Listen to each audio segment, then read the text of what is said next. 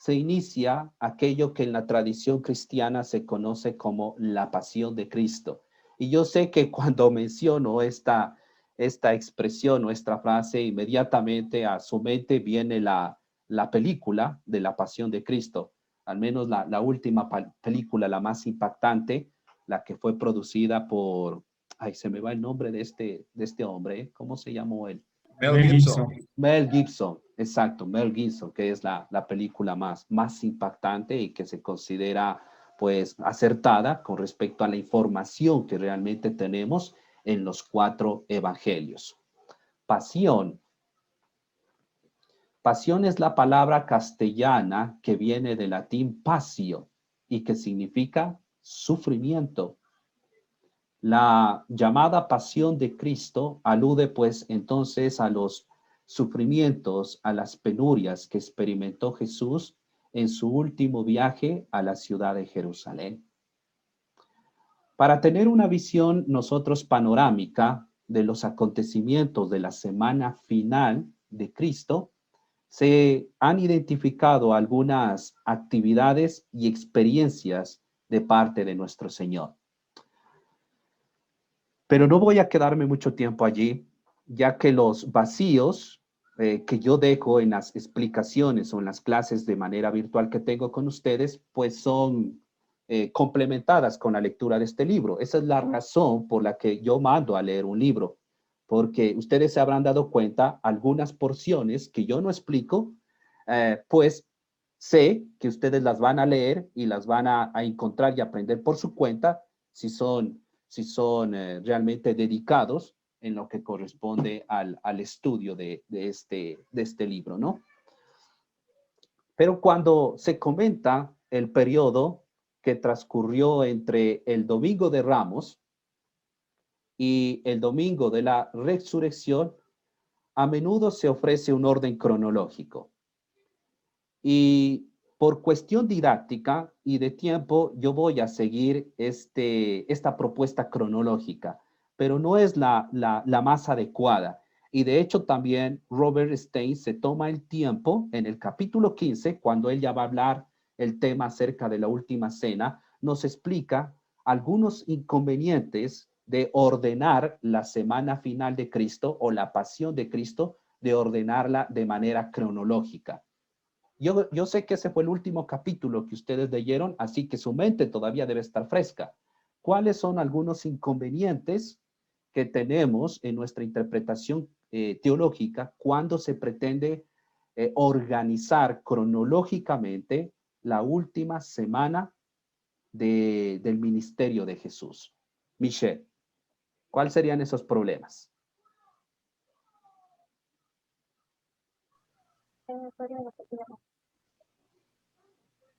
La pregunta, que cuáles son los problemas que se tiene al organizar cronológicamente los últimos eventos de la semana final de Jesús. Pues en una parte del calendario también se había cosas que en los evangelios en el mismo día de la entrada de Jesús, la entrada del Padre, en el mismo día fue, bueno, en el templo o así, pero no era así que pueden llamar. Creo que es eso. Bueno, gracias, lo siento, al menos yo no pude escuchar muy bien porque se está entrecortando o no sé qué es lo que pasa con su audio. Bueno, pero está bien, gracias Michelle. Tal vez alguien más que pueda recordar por lo menos el asunto principal, que cuál sería el problema de manejar cronológicamente en general toda la vida de Cristo, cuál sería el principal problema. Que siempre se ha manejado o sea, que los autores mayormente tenían el propósito no cronológico, sino temático. en el que ellos no manejaban las cosas como si fuera un diario, porque no era la intención, sino de recopilar las enseñanzas de una manera temática. Muy bien, gracias, gracias Beatriz. Y esto se vuelve a mencionar, vuelve a insistir el autor Robert Stay en el capítulo 15 y nos llama a nosotros los intérpretes bíblicos a tener cuidado. No se puede organizar cronológicamente la vida de Cristo porque esa no es la intención de los escritores. En los evangelios realmente lo que encontramos es una secuencia temática y no cronológica. Pero como les comentaba, por cuestión didáctica y de tiempo, solo por esta ocasión, yo voy a seguir un planteamiento cronológico y el planteamiento cronológico es el siguiente. E iniciamos en el día domingo, conocido también como el Domingo de Ramos. ¿Por qué se lo llama de esta manera en la tradición, en el cristianismo? Al primer domingo de la semana de la Pasión, el Domingo de Ramos. ¿Sí, hermana Yulisa? Porque Jesús entra a Jerusalén con unos ramos montados en el pollino. Bien. Entonces lo representan así, fue el domingo y entonces le representa como que era el domingo de Ramos, como una entrada majestuosa, algo así, con los ramos.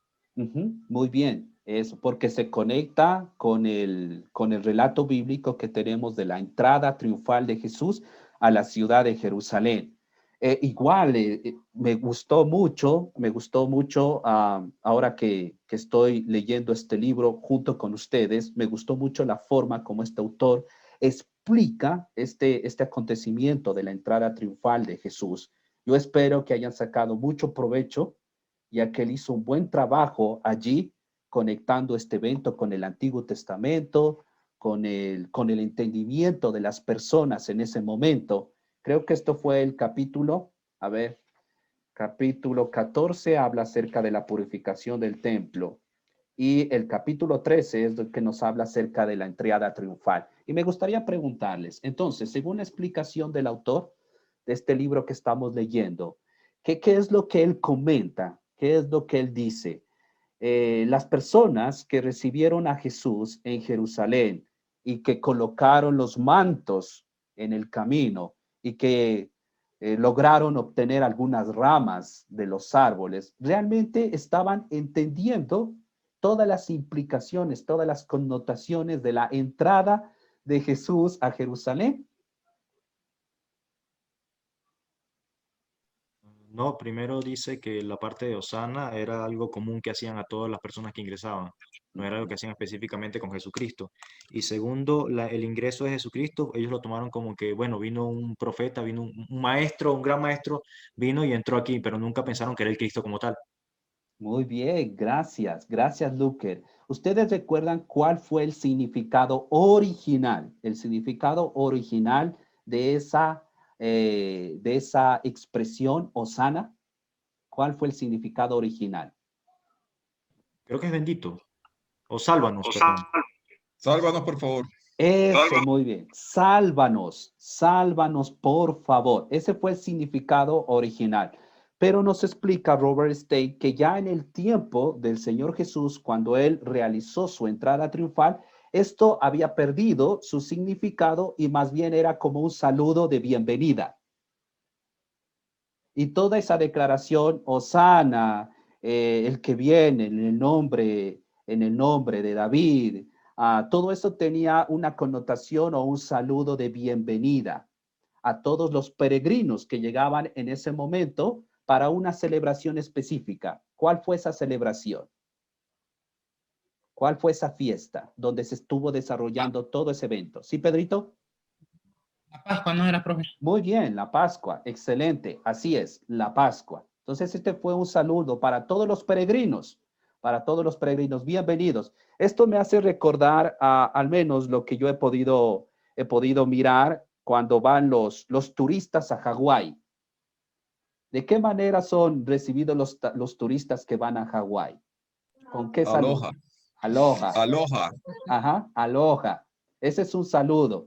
Y además, ¿qué hacen? Aparte de este saludo, ¿qué hacen con los turistas cuando llegan? Colocan Les una corona de colocan- flores. Ah, muy bien, les colocan como una corona o un collar de flores con otros adornos. Entonces, miren qué interesante el saber esto, ¿no? Que realmente, aunque la multitud estuvo emocionada dando la bienvenida, ellos no entendieron todo el impacto, las implicaciones y el evento mesiánico que estaba pasando en ese momento. Y esto lo vemos presente, lo vemos plasmado por los escritores del Evangelio. De hecho, ni los mismos discípulos entendieron qué es lo que estuvo pasando en ese momento con la entrada triunfal de Jesús a la ciudad de Jerusalén. Creo que Mary levantó la mano. Profe, Sí, es mano. que inconscientemente ellos se habían preparado para ese momento. Inconscientemente habían repetido y hecho costumbre eso que exactamente era dirigido a Jesús. Y era por Jesús que se había escrito, porque ellos lo tomaron del Antiguo Testamento, que lo escribieron por él. Entonces ellos inconscientemente se habían preparado todo ese tiempo para darle la bienvenida real, por así decirlo, como debía. Muy bien, así es. Gracias. Gracias, hermana Mary, por su comentario. Entonces tenemos que la semana de la Pasión de Cristo comienza el día domingo. También se conoce como el Domingo de Ramos y tiene que ver con la entrada triunfal de Jesús a Jerusalén, y esto lo encontramos relatado en los 4 evangelios canónicos, es decir, Mateo, Marcos, Lucas y Juan. Haciendo un resumen del texto bíblico, la secuencia sería la siguiente. Jesús entró en la ciudad de Jerusalén sobre un pollino. ¿Qué es eso de pollino? Yo cuando era niño y escuchaba predicar eso o lo leía por mi cuenta, pensé que se trataba de un pollito chiquito. Bueno, En la eso cría era, de un asno. claro, eso yo no lo sabía, pues no recordaba. Entonces, cuando el predicador o el hermano estaba al frente en el púlpito, en el atrio, diciendo, miren, Jesús entró en un pollino, ¿cómo es posible que una persona se suba en un pollito chiquito? Me preguntaba. Profe, yo pensaba que era un avestruz. Un avestruz, mire, no he sido el único que me imagino cosas también. Gracias, Mary, por acompañarme en mi mente loca. ¿Pero qué es un pollino? Era un asno que nunca había sido montado. Eso, NBI traduce como un burrito, ¿no? Como un burrito que nunca había sido montado, una cría, ¿no? Así inicia Jesús entrando a la ciudad de Jerusalén sobre un burrito y la multitud lanzó mantos al camino. Después dice que cortaban ramas de los árboles para que Jesús pasara.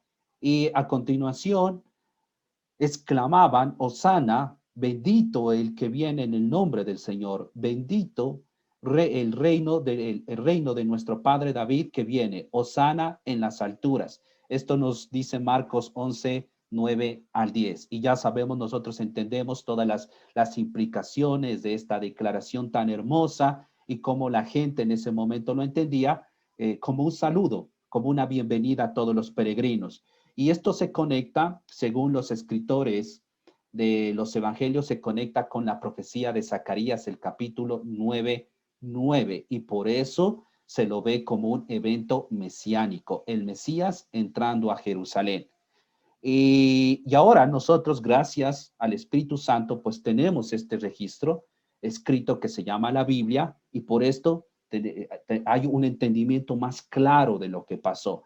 Y sabemos que en este acto se llegó a anunciar la llegada del ungido de Dios con el propósito de restaurar al pueblo de Israel. Entonces Jesús, la imagen y lo que ahora nosotros entendemos es entrando a Jerusalén como un rey. Entrando a Jerusalén como un rey. Pero bueno, como les digo, ahora eso nosotros lo podemos entender ya que tenemos la Biblia. Somos grandemente bendecidos por tener este registro escrito llamado la Biblia. De allí viene el día lunes. ¿Qué tenemos en el día lunes? La maldición de la higuera y la purificación del templo. Igual, Robert Stein hace un magnífico trabajo teológico al mostrar la conexión temática de estos dos relatos. Y tiene más sentido, entonces, ahora para nosotros, el saber por qué Jesús maldijo una higuera cuando se conecta con el evento de la purificación del templo. ¿Recuerdan? A ver, alguien que lo pueda explicar, que me pueda ayudar en esta parte a refrescar la memoria de todos. ¿En qué manera Robert Stein conectó la maldición de la higuera con la purificación del templo? Sí, hermano Edrey. Y después le ayuda un poquito Luque. El autor decía que lo conecta porque maldice la higuera y luego en el templo, o mejor dicho, esto fue como que dice un juicio para Israel y para el templo que va a ser destruido más adelante. Muy bien, exacto. Se trata de una acción de juicio, Entonces, en la higuera hay una representación, hay una metáfora de aquello que llevó a cabo en el templo, purificándolo. Luque. Bueno, complementando lo que dice Drey, tenemos que entender que la hoguera significaba Israel, era una representación simbólica de Israel. Es lo que está haciendo Jesucristo, lo que hizo en ese momento fue mostrar que Israel era como esa higuera. Ellos vivían bajo un sistema religioso muy bonito todo por fuera, pero en realidad no daban ningún fruto, estaba podrido por dentro y eso no le permitía tener, no le permitía tener una comunicación, una comunión con Dios. Entonces, por eso es que la maldice. Como dice Drey, es un acto de maldición donde representa el sistema religioso de Israel y el templo de Israel. Muy bien, gracias. Veo que la mayoría de ustedes están muy atentos a sus lecturas y aprendiendo. Algo que estaba omitiendo es que después del anuncio de Jesús acerca de su muerte en Cesarea de Filipo, viene otro evento muy importante que se llama la transfiguración. Y solo lo menciono porque igual en el libro se hace un buen trabajo teológico explicando ese evento de la transfiguración. Y estoy saltando directamente a lo que sería ya la pasión de Cristo o la última semana de Jesús. Muy bien, de esto se trata. Entonces, la maldición de la higuera lo encontramos en Mateo y en Marcos. Ellos son los que hablan acerca de esta acción de Jesús, de la maldición de la higuera, y a la vez que se conecta con la purificación del templo. Y también ustedes en el libro encuentran la explicación teológica de estos dos temas, de la maldición de la higuera y de la purificación del templo. Pero recuerdan que yo les di una interpretación también geográfica de ese suceso de la purificación del templo. Yo hice una interpretación tomando el contexto geográfico en Vida de Cristo 1. Y ahora ustedes lo están complementando con la interpretación teológica. Entonces, espero que recuerden esa enseñanza de Vida de Cristo 1. Y yo les explicaba qué es lo que pasaba en el contexto del templo y que había un muro llamado Shurech, un muro más o menos de un 1,5 metros de alto que separaba lo que es el atrio de los gentiles con la estructura propiamente dicha, el templo. Y qué es lo que estaba pasando con esto que nos cuenta Mateo, Marcos y Lucas en ese comercio y cómo parece que este comercio estaba interfiriendo la adoración de los devotos judíos cuando llegaban pues en el tiempo de la Pascua y otras festividades. Todo eso ustedes ya deben irlo uniendo en este momento. La enseñanza que se tuvo en parte de Vida de Cristo 1, la enseñanza que están teniendo por su cuenta a través de la lectura del libro y la enseñanza que ahora conversamos y compartimos juntos. A ver, todavía tenemos algunos minutos. Vamos al día martes. Estos serían los dos principales eventos el día lunes. Recuerden, la maldición de la higuera y la purificación del templo.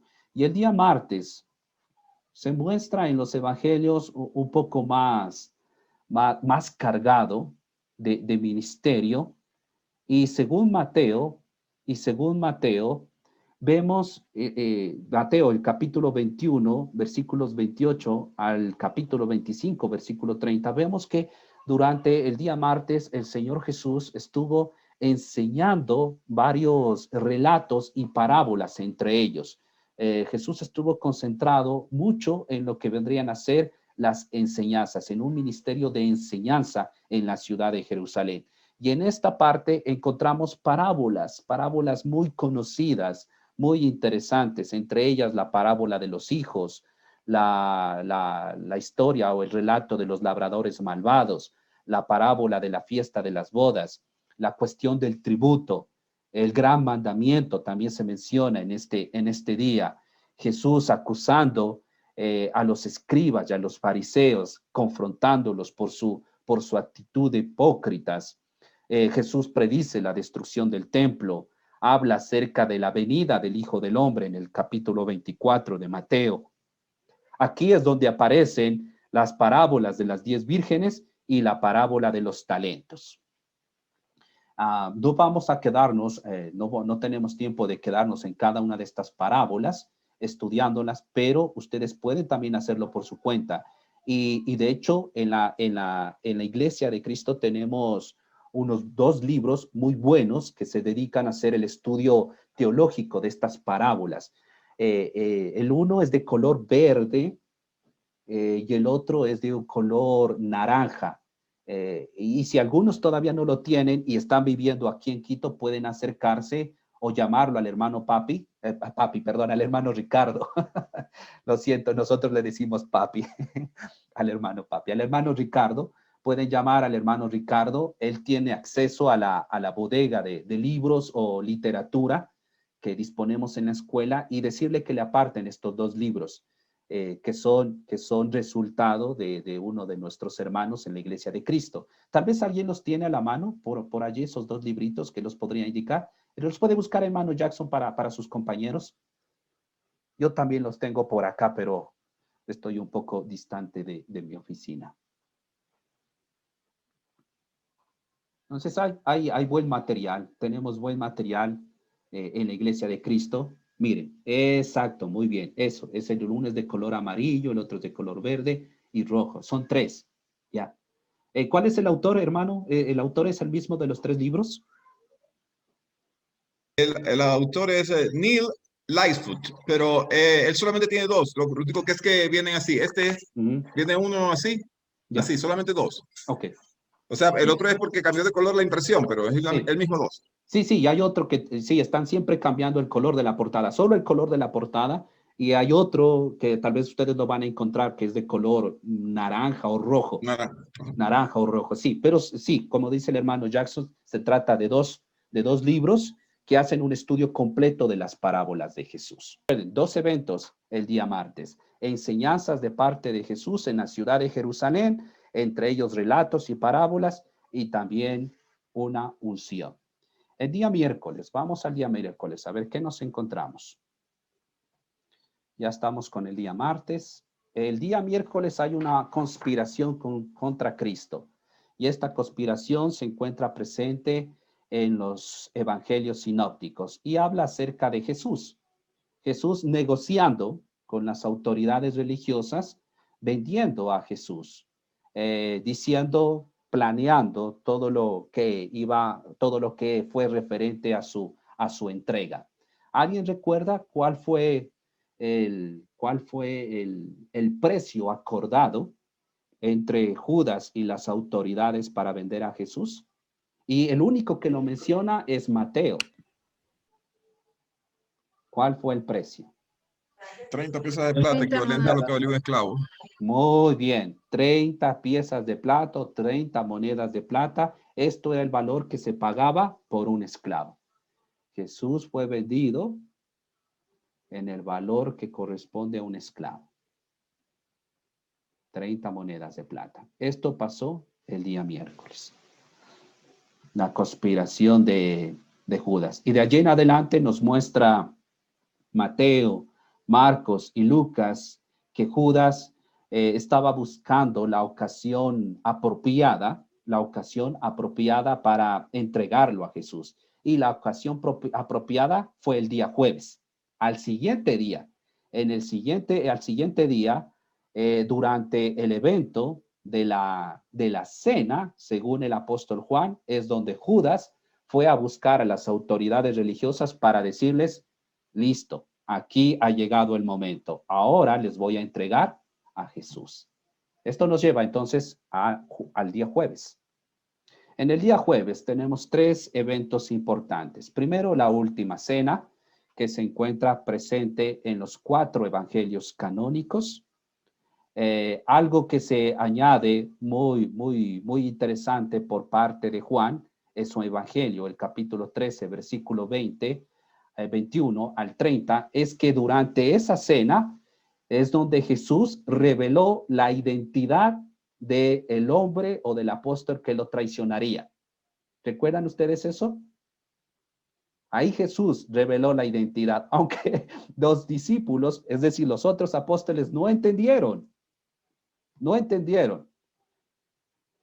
Y por esto Simón Pedro le dice al discípulo que Jesús amaba, es decir, a Juan, le dice, pregúntale de quién se trata. Y Jesús dice, bueno, voy a mojar el pan y a quién se lo entregue, pues ese es el traicionero. Pero aún así, los apóstoles, los otros discípulos de Jesús, ¿Ya no vio que eran entendieron este comunicativos suceso. los apóstoles también? Diga, hermano. ¿Ya vio que eran comunicativos los apóstoles? ¿Eran comunicativos? Muy comunicativos, ¿eh? Ya, entiendo. Sí, claro. Les gustaba la comunicación.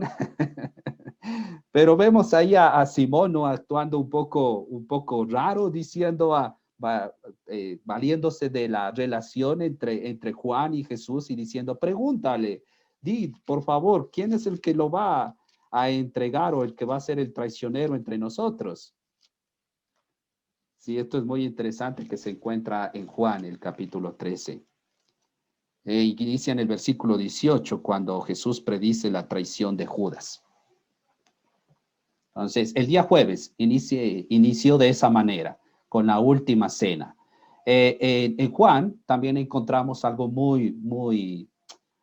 para mí, muy emocional de parte de nuestro Señor y que trata acerca de la oración sacerdotal. ¿Quiénes de ustedes han leído con cuidado realmente, con cuidado, esa oración de parte de Jesús en Juan el capítulo 17, versículos 1 al 26? Yo cuando leo esta oración de parte de Jesús, no puedo evitar que mi corazón se quebranta. Es llamada la oración sacerdotal. Y básicamente esa oración se la puede dividir en 3 partes. Tal vez alguien podría ayudarme con eso. Con la oración sacerdotal de Jesús. Eso se encuentra únicamente, la encontramos en Juan el capítulo 17, versículos 1 al 26.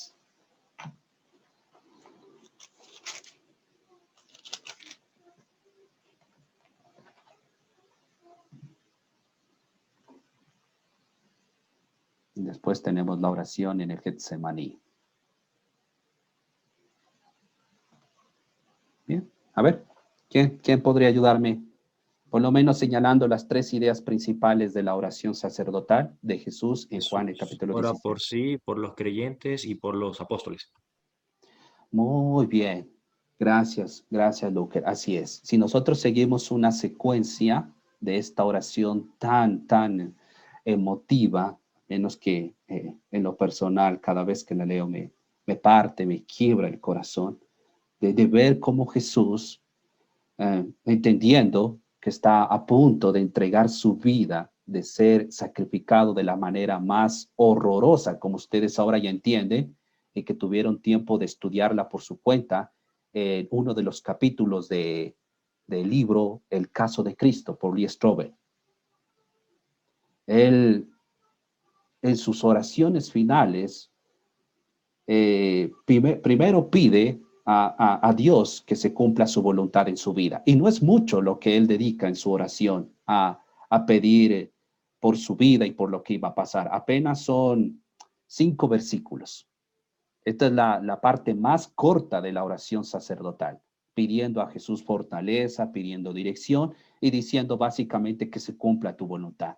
Las porciones más grandes de esta oración sacerdotal es Jesús pidiendo protección por sus discípulos, por aquellos que el Señor había elegido como apóstoles.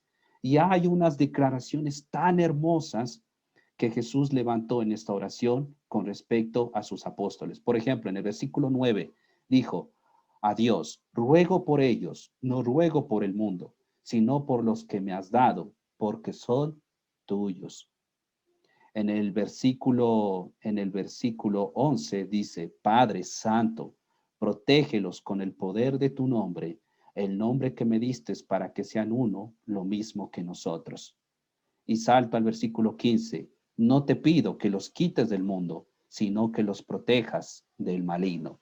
Y si uno lo lee con bastante cuidado y trata de conectarse con esta situación de Jesús y entendiendo el contexto que él está a punto de ser sacrificado, llevado a la cruz, y más adelante vamos a ver en la oración de Getsemaní, como él mismo confiesa que se encuentra afectado físicamente, emocionalmente, sin embargo está listo para continuar adelante con la voluntad de Dios. Esto es inevitable, al menos en lo personal, que me quiebre, que como cristiano me conmueva.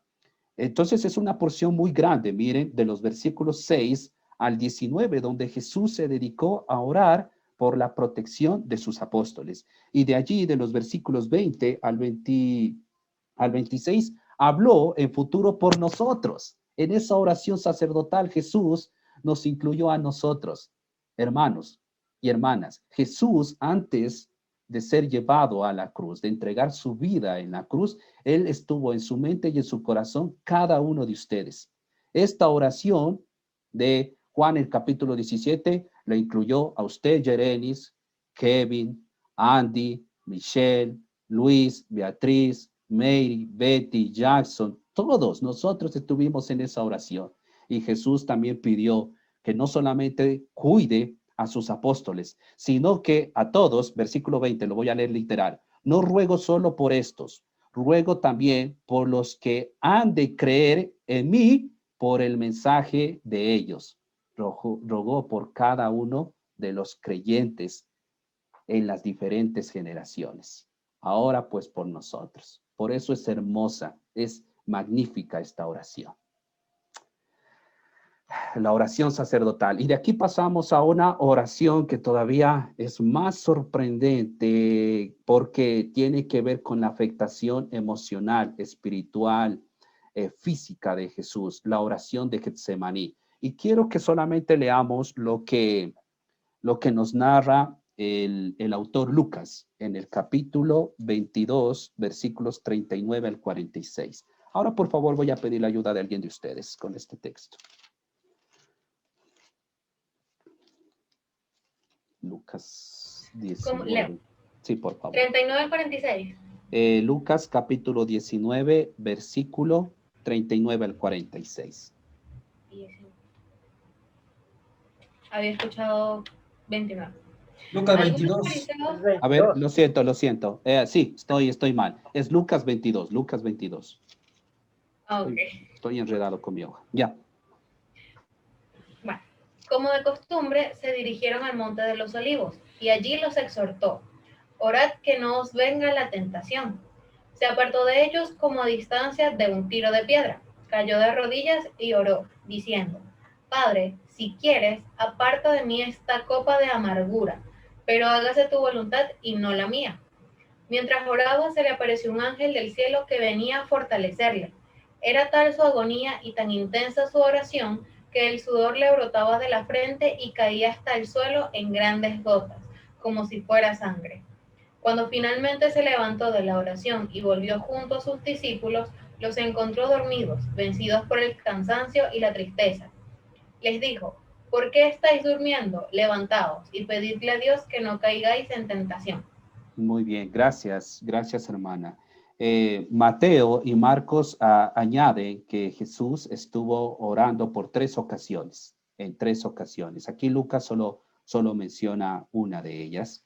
¿Y cómo describe Lucas la situación emocional, física de Jesús aquí en estos versículos?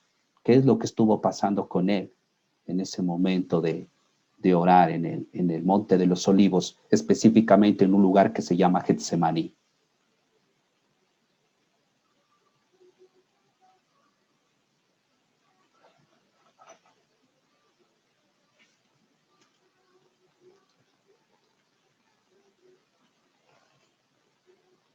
¿Qué pueden ver ustedes ahí acerca de Jesús? Lo que logro percibir, hermano, es Ujú, que estuvo orando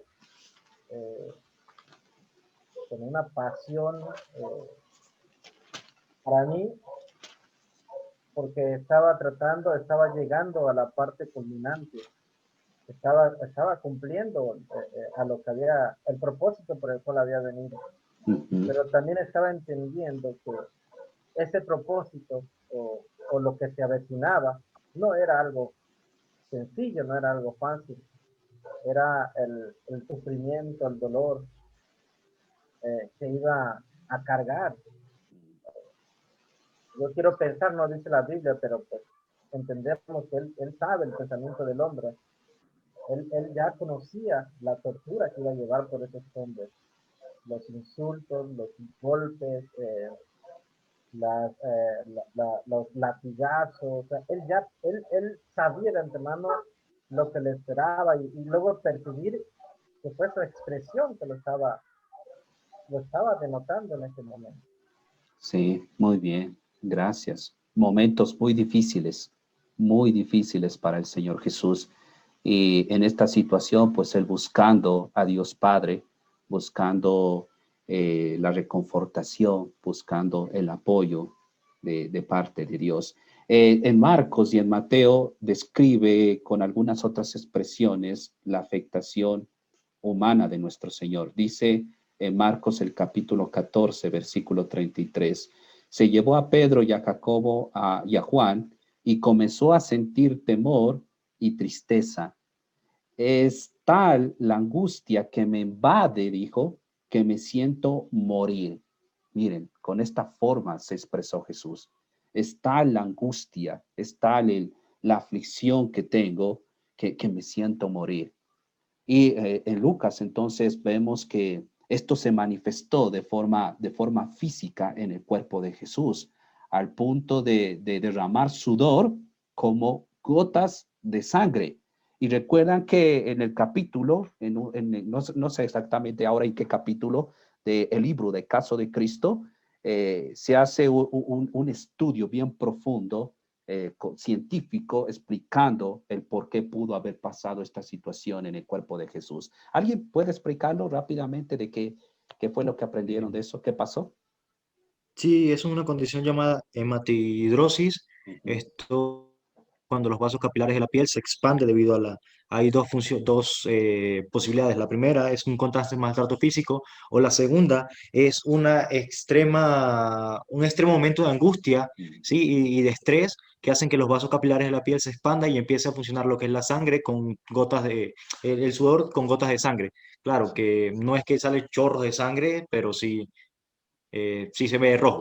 Ujú, muy bien. Sí, algo más que recuerdo y tal vez también alguien podría comentar después. Esto se debe al estrés que el Señor Jesús sufrió al saber que iba a tener que pasar por ese cruel castigo, y ese estrés, esa tensión en su cuerpo, pues hizo que las venas, los capilares en su cuerpo estuvieran tan frágiles que la sangre fácilmente se filtraba en el líquido corporal y que en ese momento se hizo presente en su sudor. O sea, hay que tener cuidado. No dice que sudó sangre, sino que en el sudor se hizo presente como un color rojo. Dice, y su sudor era como gotas de sangre que caían en la tierra. Y sigue explicando más adelante que este momento lo dejó a Jesús tan frágil corporalmente que cuando fue azotado, fue maltratado, pues derramó abundante sangre. O sea, eso fue impresionante. ¿Iba a comentar algo, Gabriel?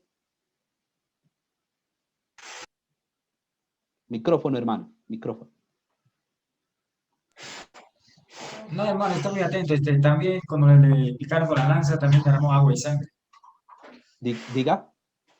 Estaba tan frágil y estaba tan estresado, ¿no? Como usted mismo mencionó, que la piel no resistió todos esos azotes, ese flagelo que tuvo que pasar. Y también cuando le clavaron la lanza, salió agua y sangre, ¿no? Bien.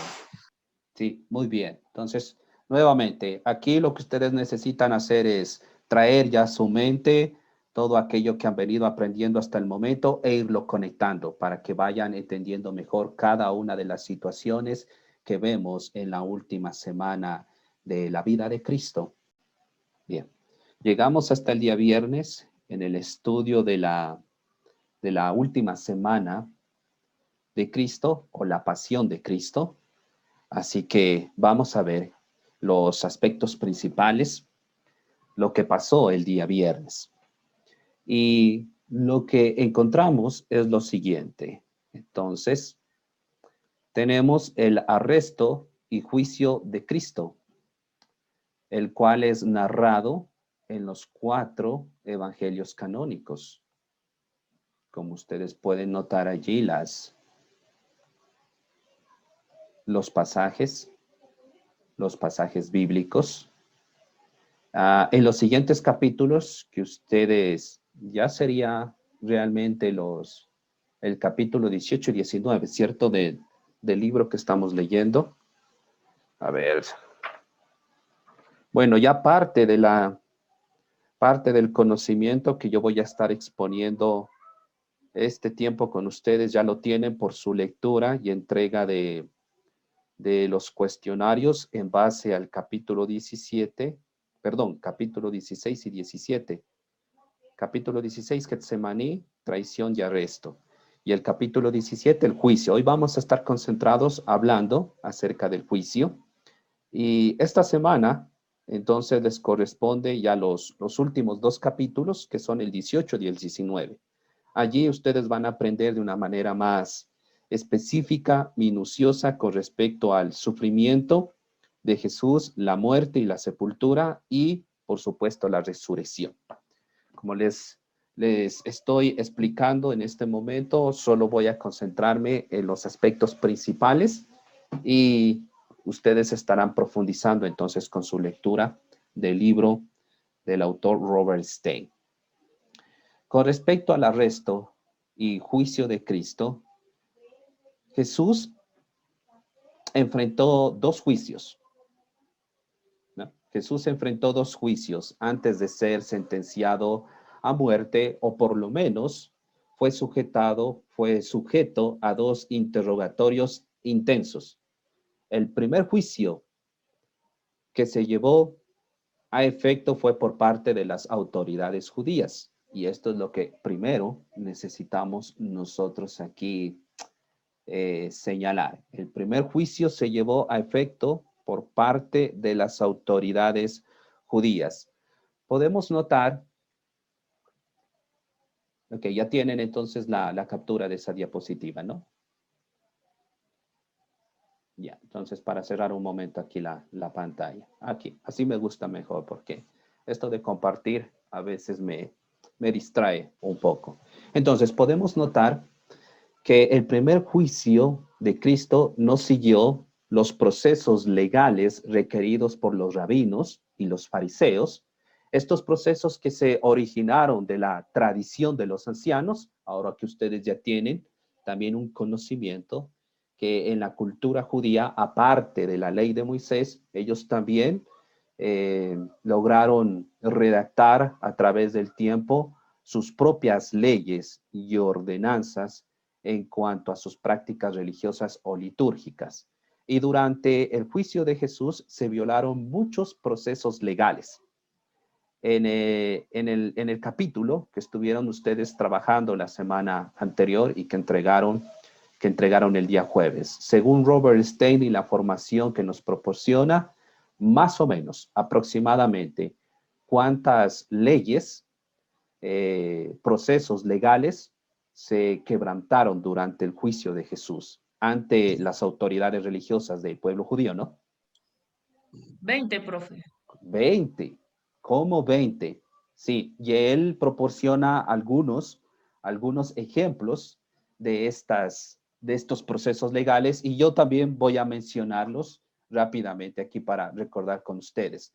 Recuerda que los fariseos prohibían llevar a cabo procesos judiciales durante la noche. Y Jesús, entonces, fue sometido a juicio el día jueves en la noche. Allí se quebrantó, se violó este proceso legal. También había la prohibición de que juicios fueran llevados a cabo durante o cerca a días festivos. En este caso, el Shabbat y la fiesta nacional de la Pascua. Y esto pasó durante el juicio de Jesús. Estaban cerca a guardar el Shabbat y durante la Pascua o la fiesta de los panes sin levadura.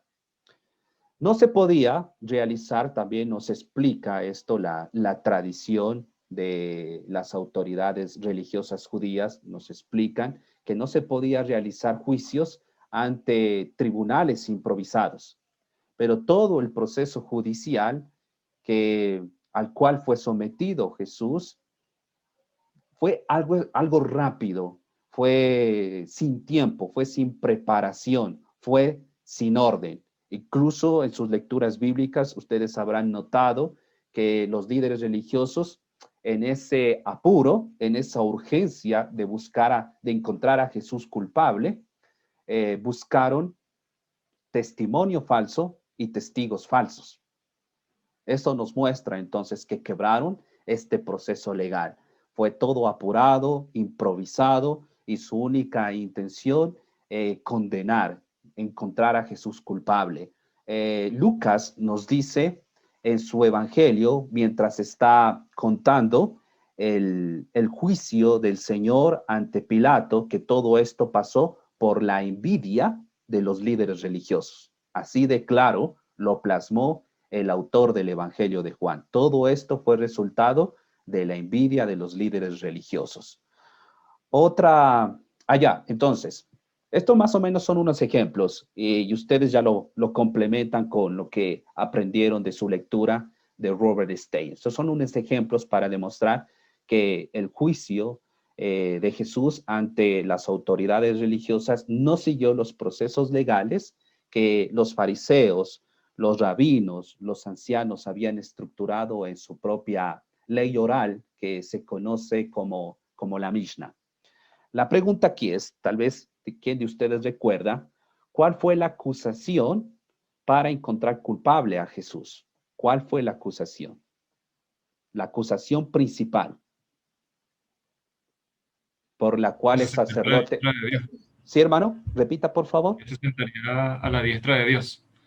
¿Ya? Ahí fue cuando el sacerdote se rasgó la vestidura por herejía. Eso. ¿Y cómo lo consideró entonces el sumo sacerdote y el Sanedrín a esa declaración de parte de Jesús? Como una blasfemia. Como blasfemia. Muy bien. Nos cuenta el relato bíblico que en búsqueda de testigos falsos, ellos se contradecían. Lo único que coincidieron estos testigos falsos es que habían escuchado de Jesús que el Señor declaró que destruía el templo. Esto es lo único que, al parecer, estos testigos manipulados, estos testigos falsos, estaban de acuerdo. Pero realmente la acusación oficial para encontrar culpable a Jesús fue blasfemia. Blasfemia. Para los judíos, la blasfemia de parte del Señor fue que Él se declaró ser hijo de Dios, es decir, igual a Dios. Esto entonces llevó al sumo sacerdote con el Sanedrín entonces a llevar a Jesús ante Poncio Pilato. Y la pregunta es, que ustedes ya saben o deben saber, ¿por qué el Sanedrín, por qué Caifás y el Sanedrín llevaron a Jesús ante Poncio Pilato? No tenía autoridad para matar a nadie a menos que no fuera en el templo. Bien, porque ellos no tenían la autoridad para pronunciar la pena capital, es decir, la muerte.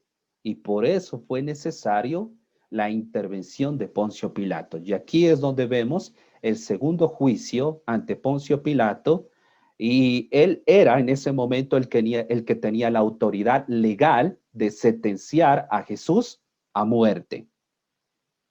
Esto es muy claro en Mateo y en Lucas. Mateo y Lucas son los que más información y detalles nos dan con respecto a este segundo juicio. Y él, como gobernador de Judea, como un representante del Imperio Romano, siguió todos los procesos legales de Roma. Y Jesús fue llevado entonces ante esa autoridad romana, y la intención, la presencia de él era mantener el orden, principalmente en lo que sería la región de Judea. Y el juicio nos dice que se llevó a cabo en la residencia de Poncio Pilato. Y la residencia, por lo que conocemos, fue el pretorio.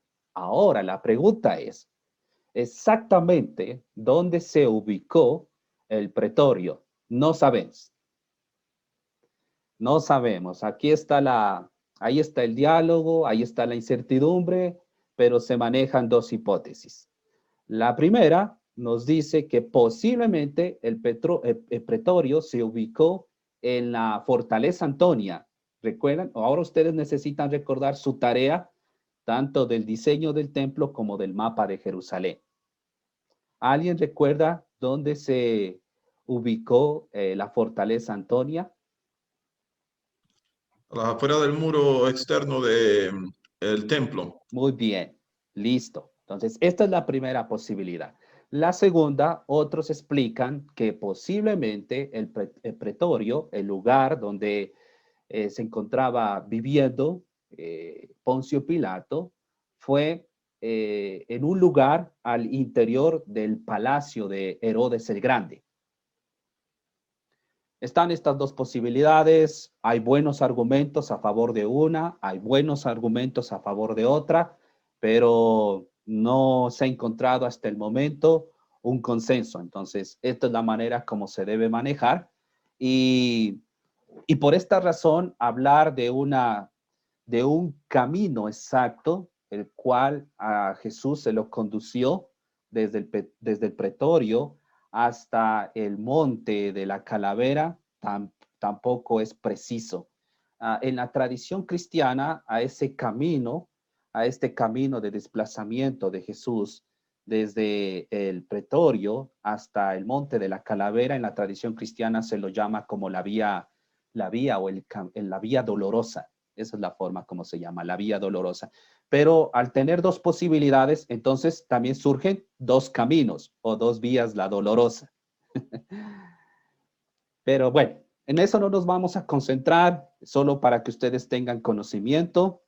Y en el juicio de Poncio Pilato, ¿quiénes fueron los que acusaron a Jesús? ¿Quiénes fueron los acusadores? Los líderes del Sanedrín. Los líderes religiosos. Exacto, los líderes religiosos en general, ¿no? Entonces ya sabemos que ahí estaba Caifás, estaban aquellos que conformaron el Sanedrín, las autoridades religiosas, los líderes religiosos. ¿Y de qué estaban acusando a Jesús ante Poncio Pilato? ¿De qué lo acusaron?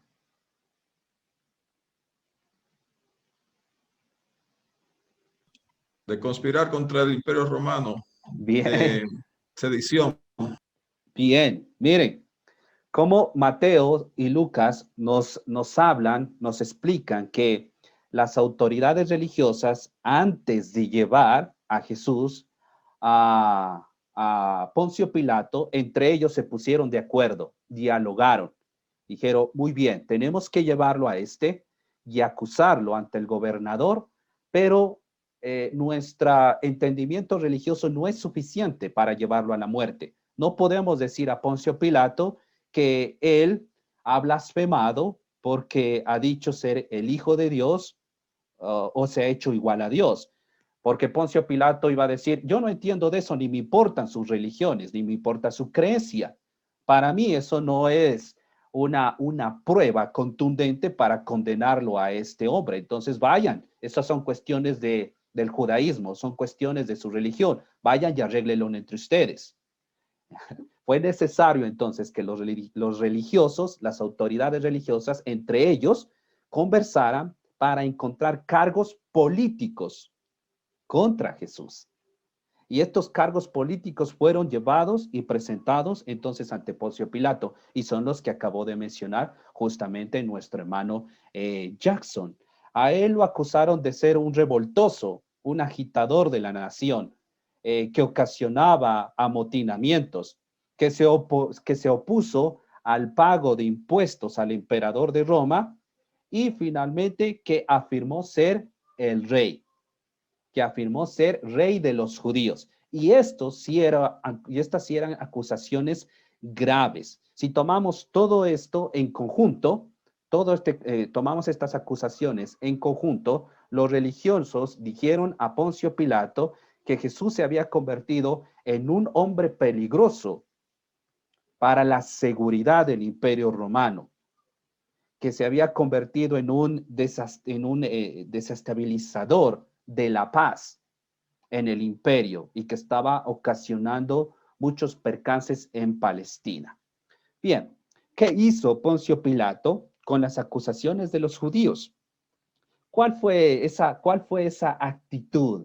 ¿Cuál fue la posición de Poncio Pilato durante todo ese juicio, durante todo ese proceso de juicio? ¿Qué lograron ustedes notar? La actitud, la posición, las acciones de ese gobernador romano. O sea, Bueno, era porque va. quería ser, o sea, él lo halló inocente, en todo momento quería hacer que Jesús saliera libre, pero la presión de los líderes religiosos lo hizo que lo condenaran. Muy bien, sí, muy bien. Gracias, Andy. Luca, ¿iba a mencionar algo? Sí, bueno, lo de Andy también es el hecho de que la Biblia no lo menciona, pero se sabe por la parte de la historia de que Pilato en ese momento no se encontraba en muy buena posición con el emperador romano. Entonces, temiendo a que el emperador pensara ya de que se había mostrado una rebelión anteriormente y habían enjuiciado habían matado a varias personas en el Imperio Romano, y una de ellas que mataron, que encontraron que se estaba oponiendo al emperador, era un amigo íntimo de Pilato. No recuerdo el nombre. Entonces Pilato no se encontraba en una muy buena posición con el emperador romano, y para evitar que en su provincia se armaran escándalos fue que él cede a las presiones judías, pero para las leyes romanas Cristo era completamente inocente, no había nada que condenarle. Sí, muy bien. Esto es mencionado por Eusebio, también es mencionado por Josefo, y me parece que algo de este conocimiento apareció en su lectura del libro El caso de Cristo, si no me equivoco. Creo que algo también se mencionó de esta situación tan delicada en la cual se encontró Poncio Pilato. Pero justamente esto es lo que nosotros necesitamos analizar acerca de ese comportamiento, de esa actitud de este gobernador romano, porque desde el principio hasta el final lo vemos tratando de evadir su responsabilidad, desde el principio hasta el final, tratando de evadir, de sacarse ese paquete, incluso de echar a otros la responsabilidad. Sí, hermano Jackson. Sí, también hay que tener en cuenta que el mismo Pilato se reconocía que por envidia religiosa era que lo habían entregado, y que había sido advertido por su esposa que no tuviera nada que ver con ese santo. O sea, que su esposa había recibido una revelación en sueño en la cual indicaba que Jesús era inocente, y su esposa trató de influir, la esposa de Pilato trató de influir sobre él y dijo: mira, no tengas nada que ver con este hombre que es santo. Muy bien, sí. Pero, Profe, hermano, una pregunta: ¿cómo se podría interpretar la visión o el sueño de la esposa de Pilato? Ya que hay que entender que todo esto, o sea, la crucifixión de Cristo tenía que darse porque era parte del plan divino. Entonces, que ahorita venga la esposa de Pilato y le diga: oye, no tenga nada que ver con este justo, es un justo, que no sé qué. ¿Cómo podríamos interpretar eso? O sea, ¿podríamos interpretarlo como que tal vez va en contra de lo que Dios, de la voluntad de Dios, o era un mensaje de Dios como para que Pilato no se metiera en eso, no tuviera nada que ver con la muerte? O sea, ¿cómo se podría interpretar esa parte? Lo primero que necesitamos preguntarnos es en cuál de los evangelios se menciona que la esposa de Pilato tuvo ese tipo de sueño, revelación. ¿Recuerdan? Solo hay uno de los cuatro que solo menciona este suceso con la esposa de Pilato? Mateo. Lucas. Me parece que es Lucas. Y si entendemos, entonces, si partimos desde ahí, vamos Profe, sí, hermano. disculpe, Mateo 27:19. Sí, Justo en ese Mateo. momento, cuando Pilato estaba sentado en el tribunal, su esposa le envió el siguiente mensaje. Ya. Deja en paz a ese hombre inocente. Anoche Ok. sufrió una pesadilla terrible con respecto a él. Ya, entonces es Mateo. Sí. Entonces, cuando partimos de esto, ya nos ponemos en contexto y nos conectamos con la intención teológica de Mateo. Y lo que puedo ver es que la intención teológica de Mateo es mostrar a través de la mención de este acontecimiento con la mujer de Poncio Pilato, es que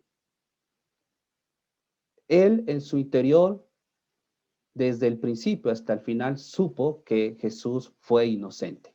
Ese es el fin.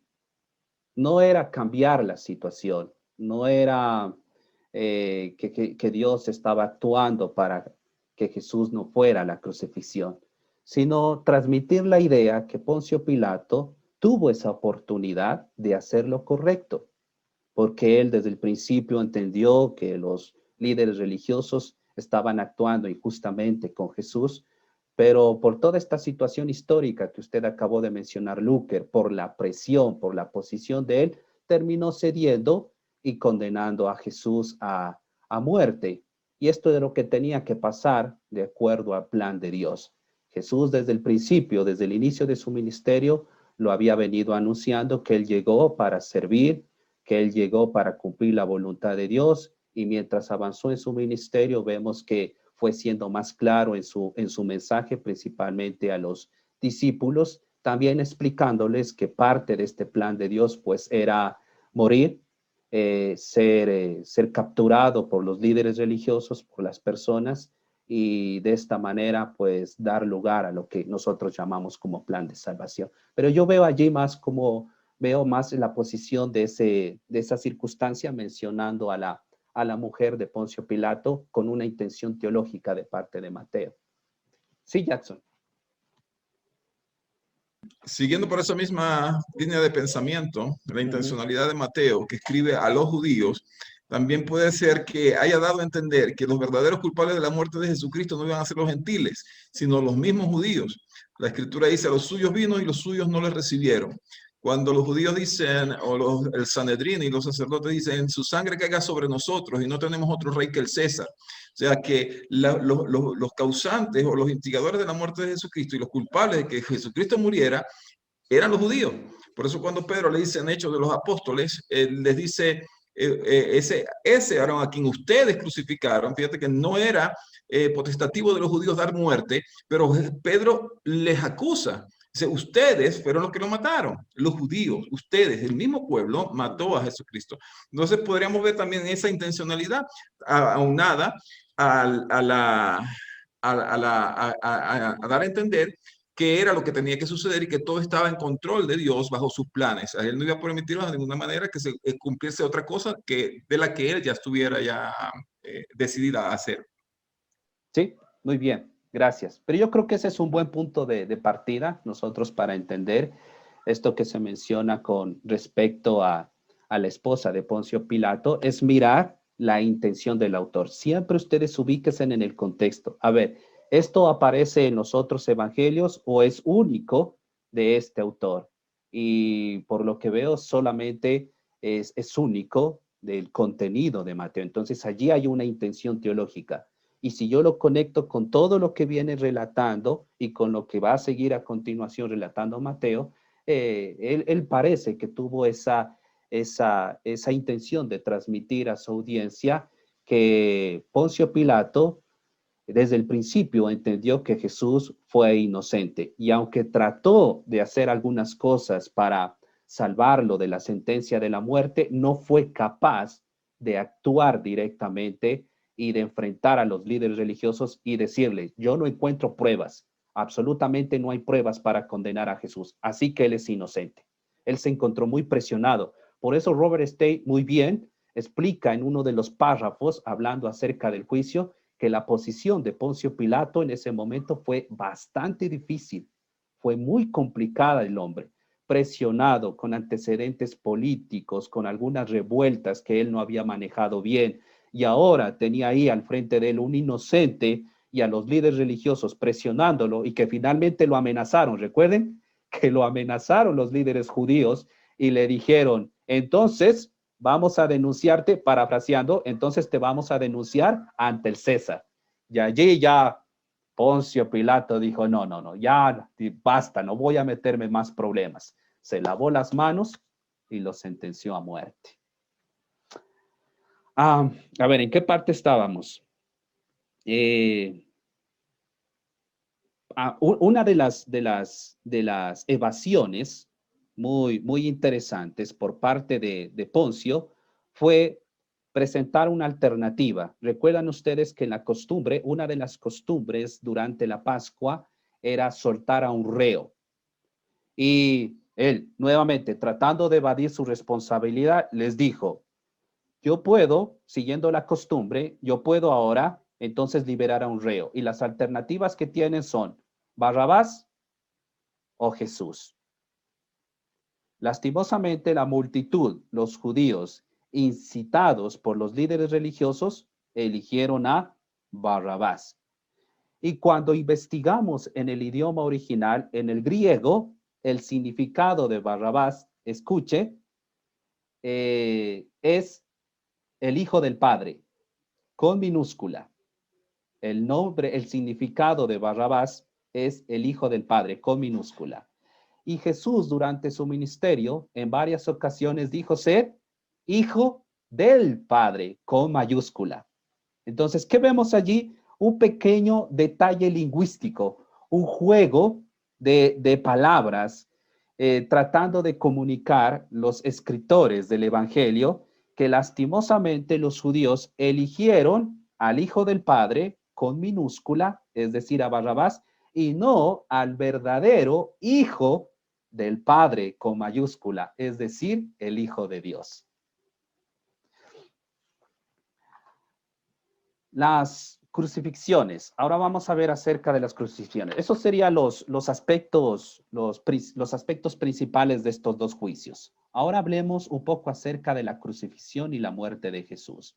Aquí voy a compartir con ustedes la siguiente diapositiva para que generen la captura de pantalla. Bien. La crucifixión y la muerte de Cristo igual la encontramos en los 4 evangelios canónicos. Mateo, como ustedes pueden notar aquí en la última línea, Mateo, ahí están los pasajes completos, Mateo, Marcos, Lucas y Juan. Entonces hablemos de un poco acerca de las crucifixiones, porque estas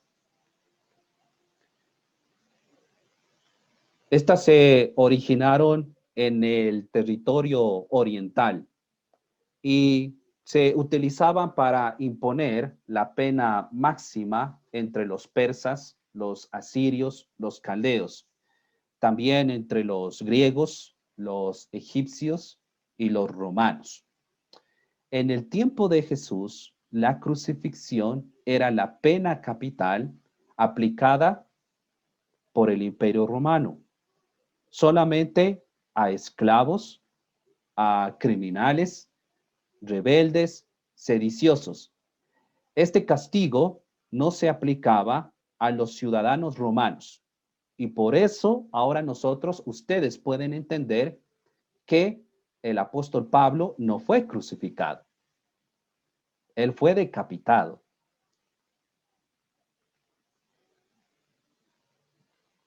¿Sí? ¿Entienden eso de Pablo?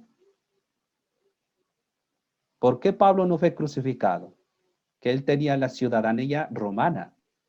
Él fue romano. Incluso una vez que lo iban a azotar, recuerda que él reclamó.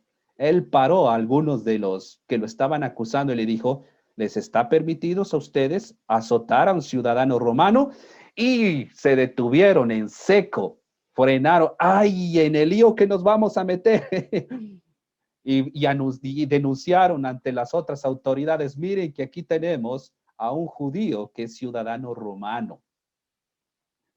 Por esta razón, Pablo no fue crucificado porque él tenía la ciudadanía romana, él fue decapitado. Al contrario, Pedro, la tradición nos dice que él sí fue crucificado. No tenía eso significa que no tenía la ciudadanía romana. A través de la historia, las formas para aplicar la crucifixión se fueron modificando en varias ocasiones. Y el propósito de mejorar ese sistema de castigo era doble. Primero, aumentar el dolor del condenado y exponerlo a la humillación pública. Y segundo, transmitir a los habitantes de Roma el mensaje que los rebeldes serían condenados a muerte con mucho dolor. Entonces, miren el doble propósito de ir mejorando, de ir modificando la crucifixión, ese sistema de sacrificio. Aumentar el dolor del condenado, exponer la humillación pública primero, el primer propósito, y el segundo propósito, pues transmitir a los habitantes de Roma que los rebeldes serían condenados a muerte con mucho dolor. Entonces, el acto individual de la crucifixión realmente se transformó en una advertencia colectiva. Creo que eso también lo menciona Robert Einstein cuando está hablando acerca de ese castigo llamado crucifixión, que los crucificados eran expuestos al lado de las calles principales de las ciudades, para que todos los habitantes se dieran cuenta y los viajeros también podrían ver las consecuencias de rebelarse contra el Imperio Romano. Ahora, vamos aquí entonces a la siguiente diapositiva. Aquí sí ya la necesito para hablar de la evolución de la técnica de aplicar la crucifixión. La evolución de aplicar, la evolución de la técnica de aplicar la crucifixión. Vemos que también evolucionó la técnica de aplicar la crucifixión. Al principio, el castigo este castigo de la crucifixión se originó usando un palo, esto sería en posición vertical, ¿no? Utilizando un palo en posición vertical, solo un poste en posición vertical. Y este tenía la forma de una estaca. A ese método de ejecución se lo llamó como empalamiento. ¿Han escuchado ustedes de eso? Empalamiento, terrible. Eso es, en la historia es uno de los castigos más impresionantes y no sé, y tétricos que se ha inventado el ser humano. Porque lo que tomaban era este palo vertical en forma de estaca y atravesar a los condenados, a las víctimas por un costado, o los atravesaban por el recto, por la vagina, por la boca, y los dejaban allí expuestos para que los demás los vieran en esta condición. Con el pasar del tiempo, ese mismo palo o poste vertical fue usado, pero ya no de esa manera de atravesar a las víctimas, sino que estos fueron amarrados, fueron sujetados por todo su cuerpo hacia ese palo, hacia ese poste, pero después de haber sufrido un gran castigo, de haber sido azotados, humillados. Posteriormente, en este mismo poste vertical, en la parte superior, se sujetó o se colocó una soga en tipo de horca. Entonces, recuerden ustedes a los que les gustaba en el pasado o les gusta hasta ahora las películas de los vaqueros. Allí es donde se ve más a las personas condenados a la horca. Esa es más o menos la idea. En ese palo, con el pasar del tiempo, en ese poste vertical, en la parte superior, se sujetó, se colocó una soga en tipo de horca. Entonces, los condenados, las víctimas, se los sujetaba con esta soga con el propósito de asfixiarlos, pero su cuerpo también se los amarraba hacia ese poste vertical. De esta forma es como se entendía también el proceso de la crucifixión. Y finalmente, entonces, a ese palo transversal o vertical se añadió un aspecto todavía más tétrico y destructor. y de acuerdo a la posición que se colocara de un segundo palo que apareció, este sería el palo o el poste horizontal.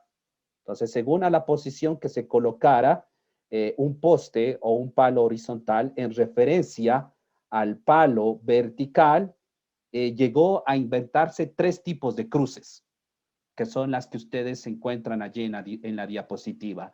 La cruz con X, ¿no? Crux sería con X, crux decusata, la crux cominsata y la crux inmensa. Y estos son, ahí está, esa es la imagen, miren. Estos serían los 3 tipos de cruces que llegaron a inventarse moviendo el palo horizontal en referencia al palo vertical. Entonces tenemos que la cruz de Cusata, conocida a través de la historia como la cruz de San Andrés, tenía la forma de una X. Y la tradición nos dice que Pedro fue crucificado, fue colocado en la cruz de Cusata o en la cruz en forma de X. No sabemos, ya esto viene parte de la tradición. A veces la tradición se la considera fidedigna, en otras ocasiones no. Entonces, pero bueno, esa es la información que tenemos, no podemos hacer más.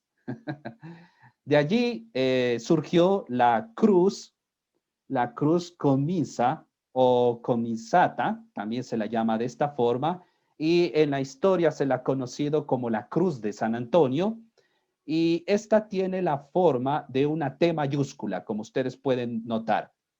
Se movió, entonces el palo horizontal se movió en referencia al palo vertical y se lo colocó en la parte superior, dando la impresión de ser una T mayúscula.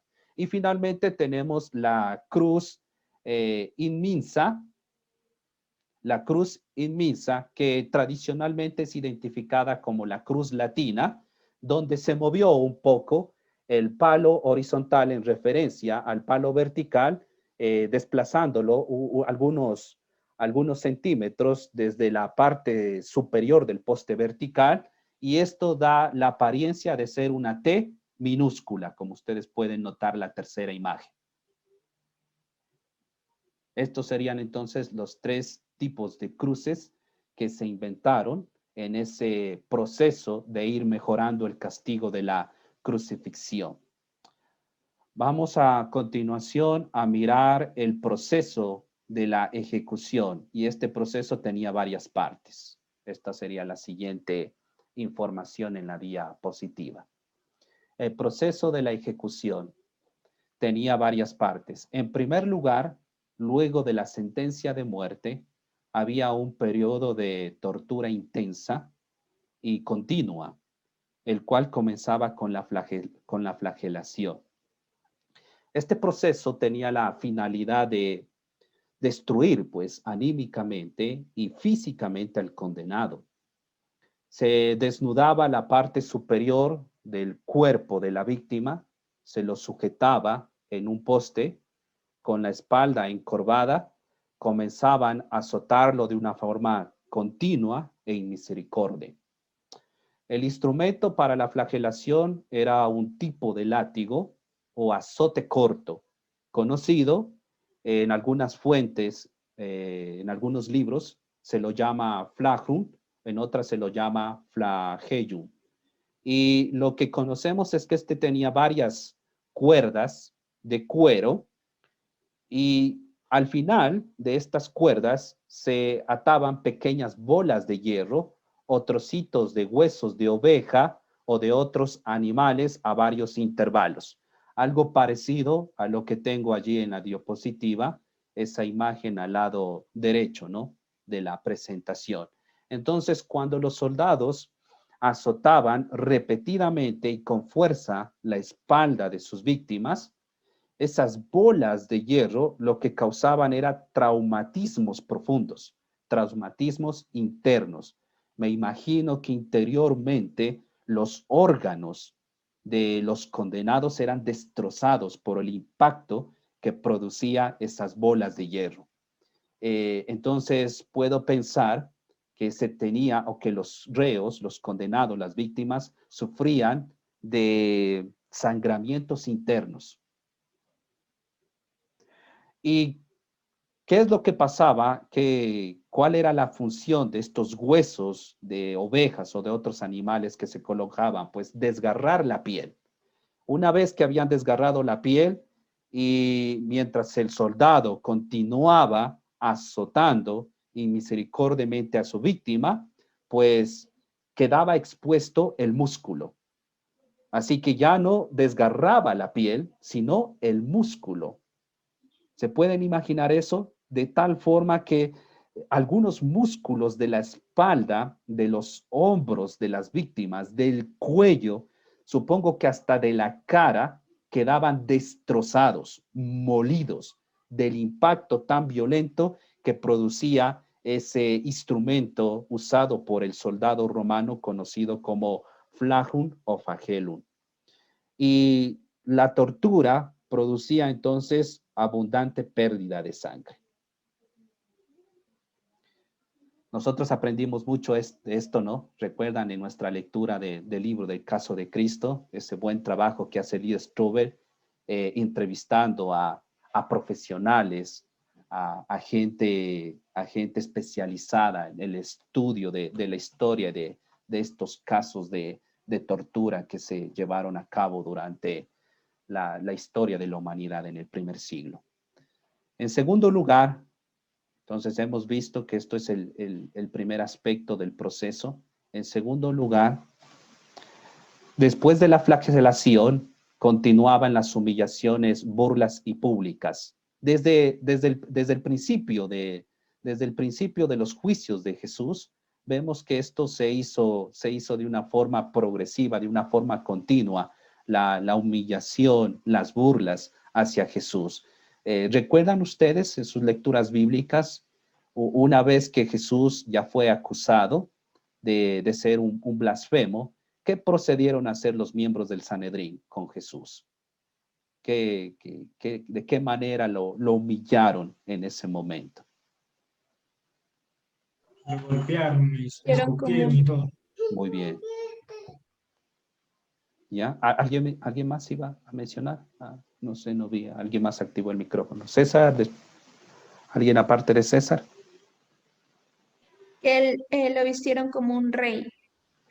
Sí, esto fueron los soldados, ¿no? Pero les estoy preguntando que si recuerdan en el juicio del Sanedrín, cuando Jesús estuvo ante las autoridades religiosas, allí también se lo humilló. Lo abofetearon. Sí, lo abofetearon. Cuando Sí, hermano. le pusieron la capa de Si no rey me y le equivoco, pusieron también. la corona de espinas. Eso fueron los soldados, sí. Escupieron. Los soldados. Ya. Tres cosas que nos cuenta uno de los autores de los evangelios. Lo abofetearon, le dieron de puñetazos y lo escupieron. Tres cosas. Esto está textualmente en el relato del evangelio. Lo abofetearon, le dieron puñetazos y lo escupieron. Desde ese momento hasta el final, Jesús recibió una constante forma de humillaciones y de ultraje físico. Los soldados, entonces, en ese momento aprovechaban la oportunidad para deshonrar intensamente a sus víctimas. No era suficiente el haberlo torturado de esta manera, el haberlo torturado y castigado con el flagelo hasta dejarlo con una pérdida abundante de sangre. Ahora tenían que atacar entonces a su psicología, a sus emociones, al estado anímico. Y Jesús, entonces allí cabe lo que nos mencionaba Yulisa y Anita. A Jesús le fue colocado una corona de espinas, nos dice. El texto bíblico no nos dice exactamente de dónde los soldados romanos obtuvieron esa corona de espinas. Entonces, la especulación, lo que cabe allí es que de alguna forma tuvieron acceso a un arbusto espinoso, partieron, sacaron algunas ramas y ellos mismos fabricaron la corona de espinas y la colocaron sobre Jesús. En el mismo tono de burla, los soldados colocaron sobre Jesús, sobre sus hombros, una túnica y una caña en su mano como si fueran emblemas reales, burlándose, diciendo, ah, mira, tú dices ser rey, entonces te vamos a reconocer como un rey. Te colocamos una corona de espinas, una túnica y te vamos a dar una caña como emblemas reales. Después de esta humillación por parte de los soldados, entendemos que continuó un desfile público hacia el lugar que se había previsto para la ejecución. Creo que ahí no estoy exacto con eso, pero uno de los escritores del Evangelio, a ver si alguien de ustedes recuerda, nos dice que en esta caminata, en ese desfile público, mujeres estaban llorando por Jesús. ¿Recuerdan ustedes eso? ¿Quién lo menciona? Que mujeres estuvieron llorando por Jesús. Y en ese momento, ¿sí, hermana? ¿Iba a decir algo, hermana Yulisa? Juan creo que es el que menciona, ¿no? Lo de las mujeres. Lucas 23. Es Lucas, Lucas. ya, Lucas, bien, gracias. Sí, aquí necesitamos unir todas nuestra inteligencia y recordar porque son los 4 hablando del mismo evento. Entonces, es un poco a veces difícil de recordarlo. Lucas nos dice que algunas mujeres estuvieron llorando por Jesús y lo asombroso es que él se encuentra en ese estado, hecho pedazos su espalda, sus hombros, cargando parte de la cruz, que ya les voy a explicar más adelante, y se toma el tiempo de acercarse a estas mujeres y en un tipo de exhortación, de decirles tranquilas, no se preocupen por mí, esto ya va a pasar, ya estoy a punto de terminar con la obra que Dios me ha encomendado. Preocúpense por ustedes. Lo vemos que hasta en ese momento Jesús, según Lucas nos cuenta entonces, Jesús estuvo exhortando, enseñando al pueblo de Israel. Esto es asombroso, mirar de Jesús. El reo entonces se le obligaba en ese momento, en el desfile público, se le obligaba a cargar solamente el palo horizontal de la cruz, no toda la cruz. Esto nosotros debemos entender.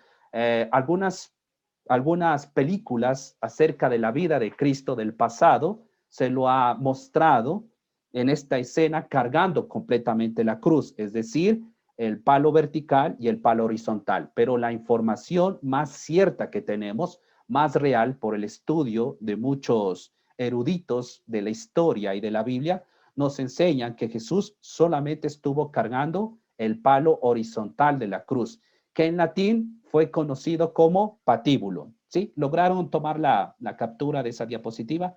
Y si no, la vuelvo a proyectar, porque allí es donde está toda la información de lo que ahora les voy a contar. Miren, Jesús fue obligado a cargar la cruz como era la costumbre romana. Entonces, aquí tenemos. ¿Ya? ¿Tienen esa imagen? ¿Lo puedo cerrar? Muy bien. Si no, ya saben, con confianza, si alguien no logra hacer las capturas de pantalla, me dice y yo puedo volver a compartir.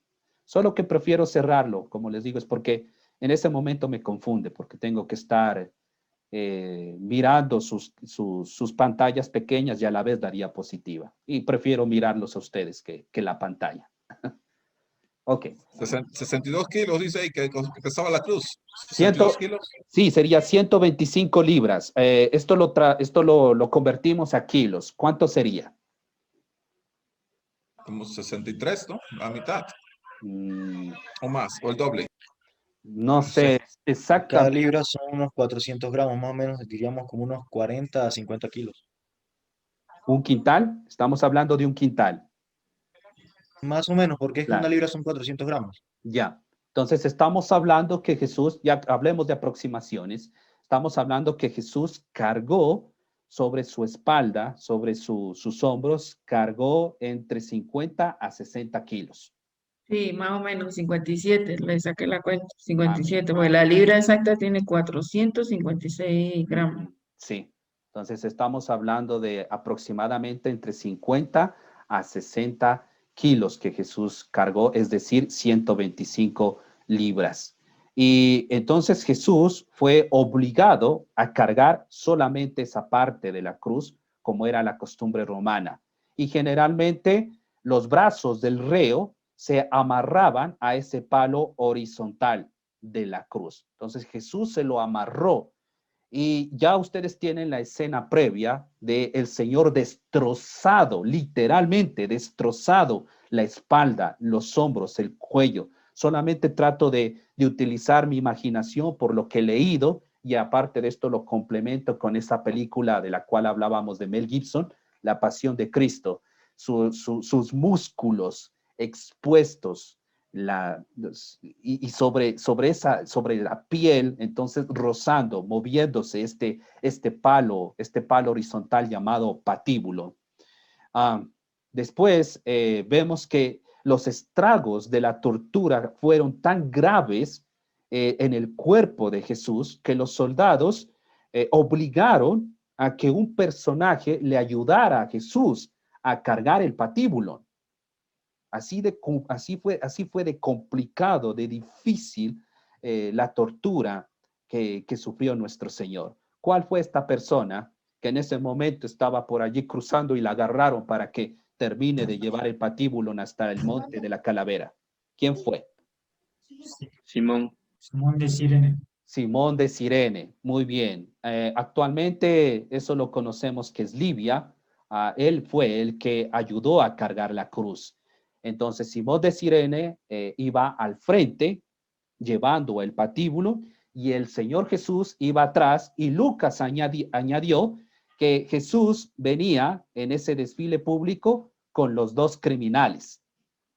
Qué interesante, mire, por eso es importante colocar a los evangelios o tratar de hacer una armonía, porque a veces da la idea que Jesús llegó solo al monte de la calavera o al monte del Gólgota o del Calvario, también como se menciona en los otros evangelios, y los criminales ya estuvieron crucificados allí. No, Lucas nos dice que estos criminales caminaron junto a Jesús en ese desfile público hacia el monte de la calavera. Y fue muy interesante. En lo principal, yo debo confesar que no había leído hasta este momento que estuve revisando y leyendo este libro de Robert Stein. No había considerado que esos criminales realmente se los había acusado posiblemente en el pasado de ser revolucionarios, y no ladrones como se piensa. Y esto encontraría de algo de apoyo en Lucas, porque Lucas no se refiere a ellos como ladrones. Mateo sí se refiere a ellos como ladrones, pero Lucas dice, se crucificaron junto a Jesús dos criminales. Parece que esta es la traducción más exacta de la circunstancia de esas dos personas que fueron llevadas también y sometidas al castigo de la crucifixión. ¿Qué más podemos notar acá?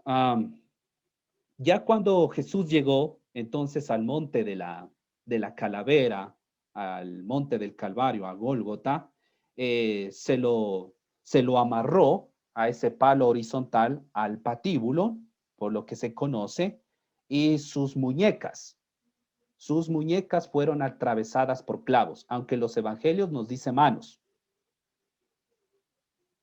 ¿Sí? ¿Ustedes recuerdan eso? Creo que lo explica también Robert Stein ahí, aunque nos dice las manos, pero a la vez, cuando investigamos en el idioma original, en el pensamiento judío, en el pensamiento hebreo, la muñeca para ellos formaba parte de la mano. No había diferencia como la hacemos nosotros. Para nosotros, entonces, esta primera parte es la mano, los dedos y la palma. Esto es la mano. Después de aquí, de esta articulación, entonces para nosotros esto es muñeca. Y si alguien me preguntara a mí, la muñeca forma parte de la mano o del antebrazo, sería del antebrazo. Pero para el judío, para el pensamiento hebreo, la muñeca era parte de la mano. Entonces, allí nosotros entendemos mejor, y no es una contradicción lo que nos dicen los evangelios. Jesús sí fue crucificado en las manos, pero desde el entendimiento judío, en la muñeca. En las muñecas el Señor fue atravesado por unos clavos. Se conoce que posiblemente estos clavos tenían un diámetro de 1 centímetro en la cabeza y de 13 a 18 centímetros de largo. Los pies de Jesús fueron fijados a este palo vertical, a ese poste vertical, pero no sabemos con exactitud si se utilizó un tipo de soporte para los pies del Señor o si los pies del Señor fueron clavados directamente en ese poste vertical. El único que menciona, el único de los autores de la vida de Cristo que menciona que los pies de Jesús fueron clavados en el poste vertical o en la cruz es Lucas. Lucas sí, nos dice claramente que los pies del Señor fueron clavados, fueron atravesados por estos clavos enormes. Y como estudiábamos y aprendimos el libro de Caso de Cristo, lo más probable y donde hay un cierto consenso es que Jesús murió por causa de, ¿quién recuerda? Por causa de Asfixia.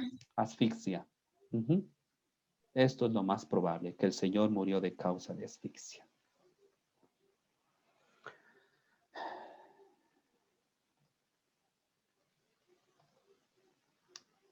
Un paro cardiorrespiratorio también.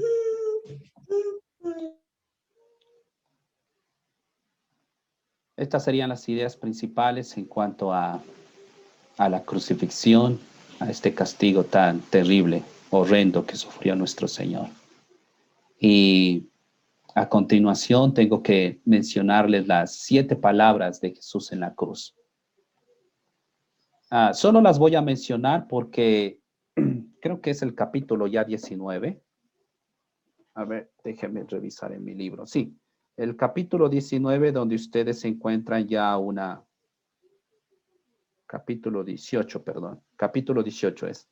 Capítulo 18, sufrimiento bajo Poncio Pilato, muerte y sepultura. En el capítulo 18 se da una definición contextual bíblica de cada una de estas palabras de Jesús en la cruz. Así es la forma como se las conoce en la tradición del cristianismo. Las 7 palabras de Jesús en la cruz. Y estas son declaraciones realmente que Jesús pronunció desde la cruz, estando en la cruz. Y se trata de expresiones que nos manifiestan, que nosotros podemos evidenciar las diferentes reacciones que Jesús tuvo antes de morir. Entonces, la primera expresión es, Padre, perdónalos porque no saben lo que hacen. Eso nos muestra el corazón misericordioso de Dios. Eso nos muestra el corazón amoroso de Jesús, estando en esa condición de sufrimiento terrible, de un sufrimiento cruel, horroroso. Él no dejó de pensar en su creación. Él continuó extendiendo desde la cruz el amor hacia todas las personas y en ese momento principalmente aquellos que lo habían condenado a la muerte. Después nos dice la siguiente expresión, de cierto que hoy estarás conmigo en el paraíso. ¿A quién le dijo eso Jesús? A uno de los criminales que reconoció que Jesús era el Salvador. Sí, a uno de los criminales. Y el que registra esto, el único autor que registra esto, es Lucas. La siguiente expresión nos dice, cuando vio Jesús a su madre y al discípulo a quien él amaba, que estaba presente, dijo a su madre, mujer, he aquí tu hijo. Después dijo al discípulo, he aquí tu madre. El único que cuenta este encargo de parte de Jesús es el apóstol Juan en su evangelio. La pregunta aquí es, ¿a quién se está refiriendo con eso del discípulo a quien él amaba? Juan. Esa es la forma como él mismo se refiere en su evangelio.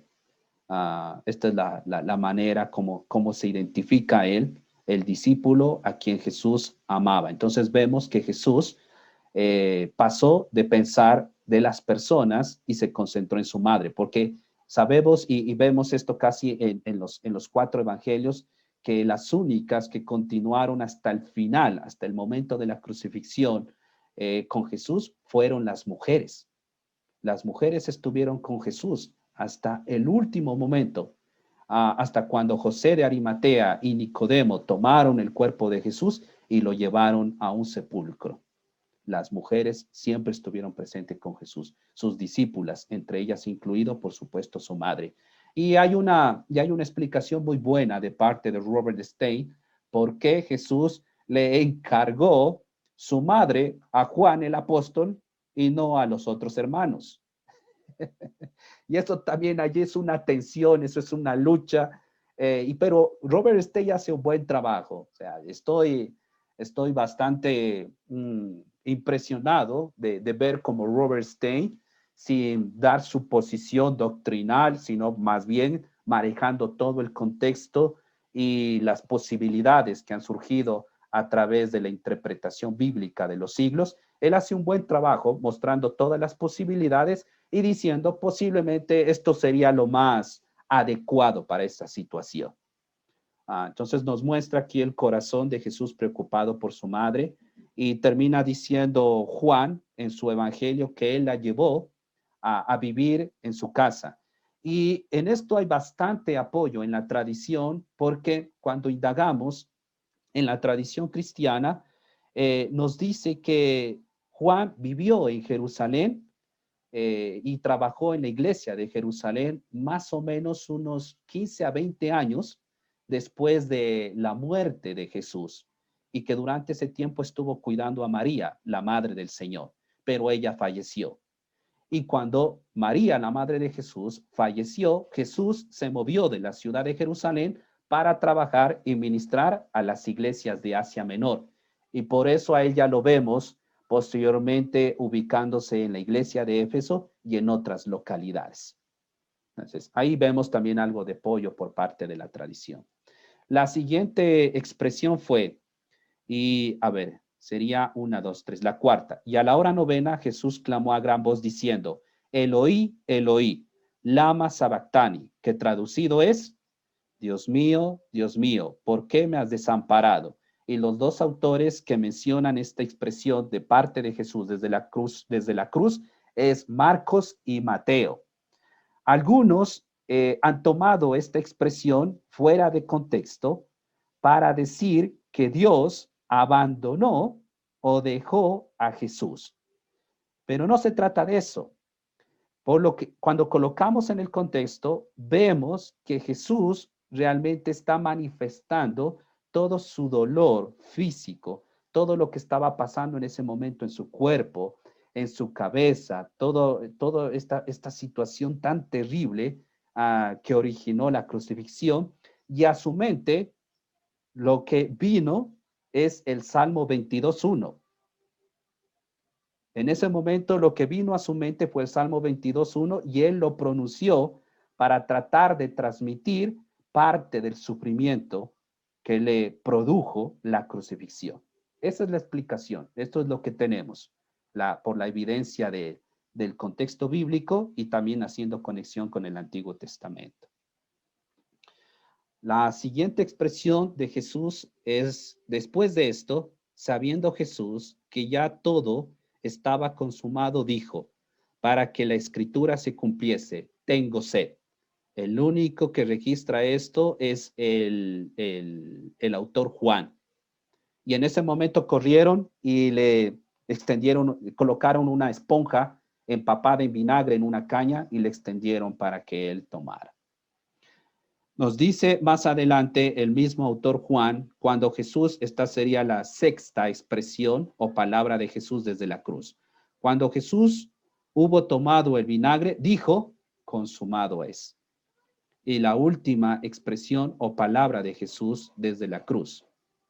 Entonces Jesús clamó a gran voz y dijo, Padre, en tus manos encomiendo mi espíritu. Lucas capítulo 23, versículo 46.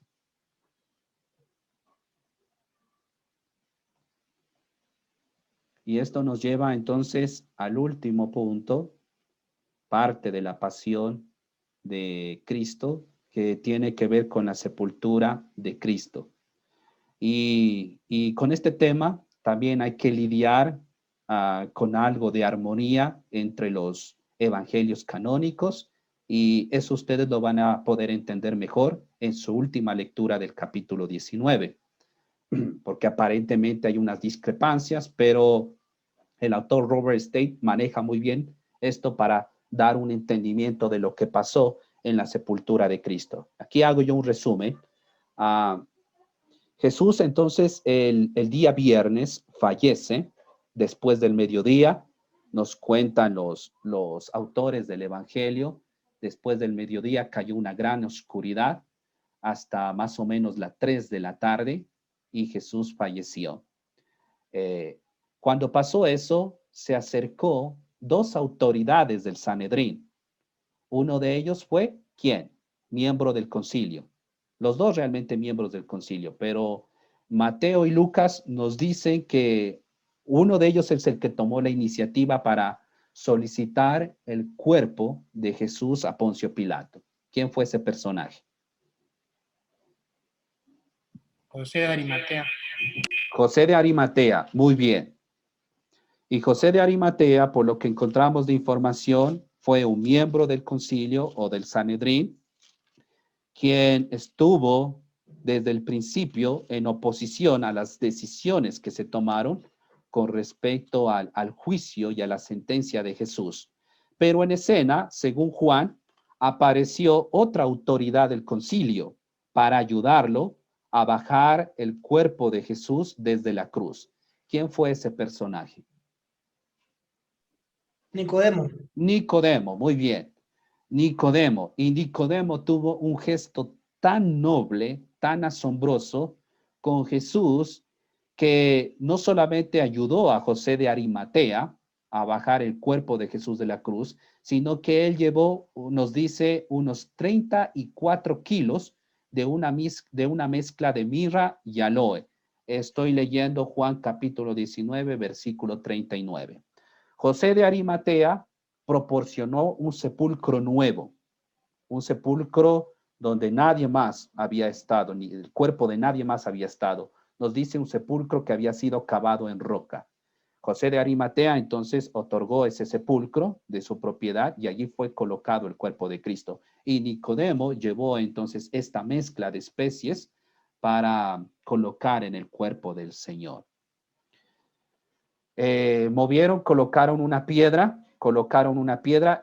Todo esto pasó, recuerden ustedes, antes de que llegara la celebración del Shabbat. O sea, para nosotros todo esto está pasando el día viernes antes de las 6 de la tarde. Porque deben recordar ustedes que el calendario judío o el día judío iba desde las 6 de la mañana hasta las 6 de la tarde. Entonces, un día para el judío ya terminaba a las 6 de la tarde. El viernes a las 6 de la tarde ya se terminaba y se daba lugar entonces a lo que era el Shabbat hasta el siguiente día, que era sábado, 6 de la tarde. Todo esto pasó, todo esto estaba suscitando entonces antes de que se cumpliera el día sábado, antes de que fuera las 6 de la tarde. El cuerpo de Jesús fue llevado, fue sepultado. Y en ese mismo tiempo las autoridades religiosas, nos cuentan los escritores del Evangelio, que se acercaron a Poncio Pilato y le dijeron que por favor se diera mayor seguridad al sepulcro de Jesús, porque él había dicho durante su ministerio que al tercer día resucitaría. Y le advirtieron que si esto pasaba, que si los discípulos de Jesús llegaban y se robaban el cuerpo de Cristo, las consecuencias que se tendrían serían peores. Entonces Pilato nuevamente accedió a las peticiones de los líderes religiosos, mandó a algunos guardias romanos a que aseguraran la piedra del sepulcro y la sellaran y montaran una guardia. Y las mujeres aparecen nuevamente en escena, ellas mirando todo ese proceso de cómo José de Arimatea junto a Nicodemo bajaron el cuerpo, lo ungieron, lo volvieron en una sábana, lo colocaron en el sepulcro y finalmente cerraron la tumba con una piedra.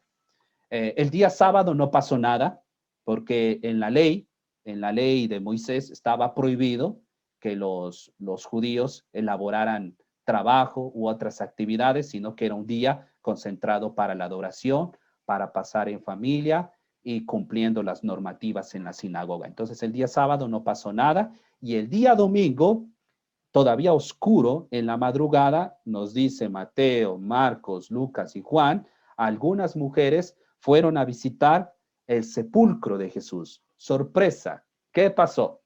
Cuando llegó María Magdalena, María y otras mujeres. Y esto es lo interesante también, la lista que maneja Mateo, Marcos, Lucas y Juan es diferente. Por ejemplo, Juan solo habla de María Magdalena. ¿Cuál fue la sorpresa cuando ellas llegaron? Ellas fueron María Magdalena junto a otras mujeres fueron las primeras en llegar al sepulcro de Jesús el día domingo, muy temprano.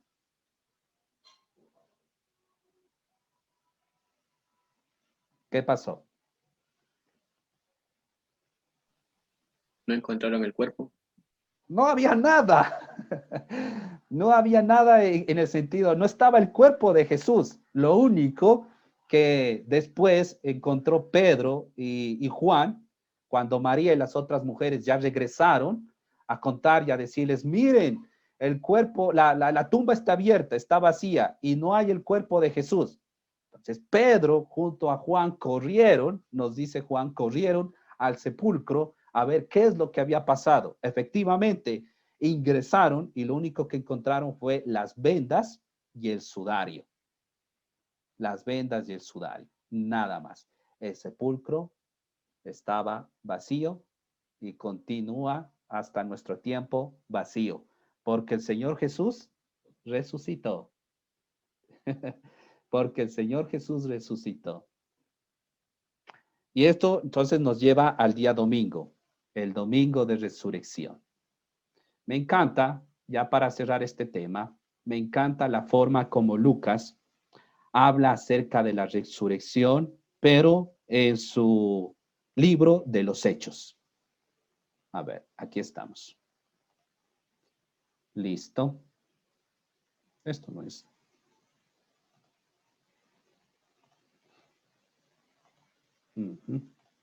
Aquí estamos.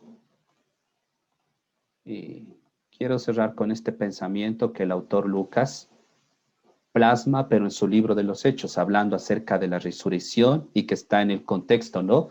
Del primer sermón del apóstol Pedro. Hechos el capítulo 2, versículos 22 al 36. En este sermón, Pedro dijo, Jesús Nazareno, varón aprobado por Dios entre vosotros por medio de él. Dios lo levantó, suelto los dolores de la muerte, por cuanto era imposible que fuera retenido por ella. A este Jesús resucitó Dios, del cual nosotros somos testigos. Sepa pues, ciertísimamente, toda la casa de Israel, que a este Jesús, quien vosotros crucificasteis, ahí está lo que mencionaba hace un momento el hermano Jackson, a quien vosotros crucificasteis, Dios lo ha hecho Señor y Cristo. Y nosotros los cristianos a esto decimos, amén, amén. Sabemos que aunque Jesús pasó por una tortura horrenda, por una muerte impensable, finalmente Él resucitó. Y ahora, como Él lo declaró, se encuentra sentado a la diestra de Dios Padre y aún continúa con su ministración para todo el pueblo creyente. Desde el cielo, Él está en la posición de rey, ahora del reino de los cielos o el reino de Dios. Se encuentra como sumo sacerdote, como abogado y comisionando, todavía ejerciendo y siendo la cabeza de la iglesia.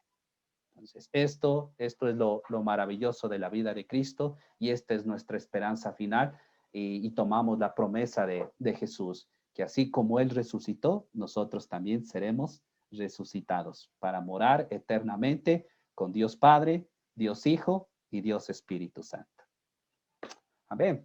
Gracias, hermanos. Les agradezco yo a todos ustedes por su atención.